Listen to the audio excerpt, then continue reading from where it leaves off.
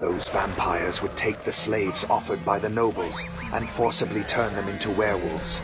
Then they would lock a collar around the slave's neck, fully enslaving them. To me, it was nothing short of an atrocity. Victor called it a gift, completely indifferent to whether anyone agreed to it. Back in the prison, I told Big Black straight out, by dawn, I would leave this place. Anyone brave enough could come with me.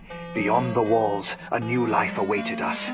For those who chose to stay, there were only two paths: wait to die, or continue serving vampires. When patrol time came, the Overseer came to humiliate me, only to be told by the prisoners that I had already escaped. Panic flickered across his face as he rushed to confirm, only to find a collar lying on the ground, unlocked and abandoned. That was when I leapt from the shadows and sank my teeth deep into his neck. From that moment, the horn of rebellion sounded. All the slaves responded in unison. The long-awaited moment had finally arrived. I unlocked each prisoner's chains, and years of suppressed anger erupted all at once. We moved carefully past the high walls, but with so many of us, the guards noticed. They immediately deployed massive crossbows to intercept us, and many were pinned to the walls, lifeless. As more crossbows joined the attack, our casualties mounted. The group was split into two, and I had no choice but to leave some behind, bringing the rest forward. In the end, only a dozen or so truly escaped. Looking at the survivors, I felt a mix of grief and fury.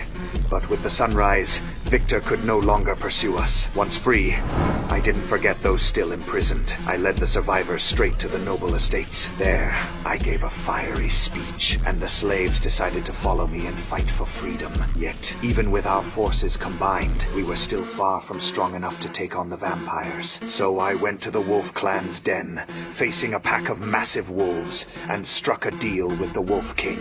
We would stand together against the vampires. Meanwhile, I knew Victor had noticed the unlocked collar and sensed something was off. He demanded to know from Tyrus where the key he was guarding had gone. Tyrus scrambled to the armory, found the key, and for the moment, Victor's suspicion was eased. Later, Victor inspected the area and saw that the well cover had been tampered with. He realized everything. He stormed into his daughter's room, sinking his teeth into her neck, memories flooding into his mind. That's when he understood the truth. I had secretly made a bond with Sonia. Enraged, he slapped his daughter and locked her in the room. "Told, draw me out." Victor ordered his daughter's maid to deliver a message, revealing everything to me, even knowing it might be a trap.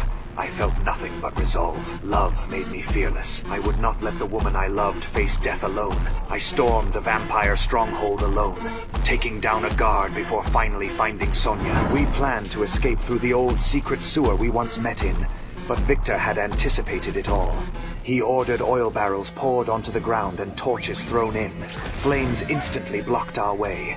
With every escape route cut off, I had no choice but to leap to the surface and confront a horde of enemies. Though I was the firstborn werewolf, with extraordinary power and combat skills, I was outnumbered and overwhelmed by the vampire soldiers.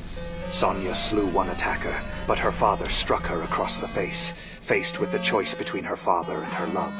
She raised her sword and fought him. Victor thought she would be no match, but her skill had surpassed him. Sonia did not want to harm her father, revealing that she carried my child, hoping to persuade him to let us live.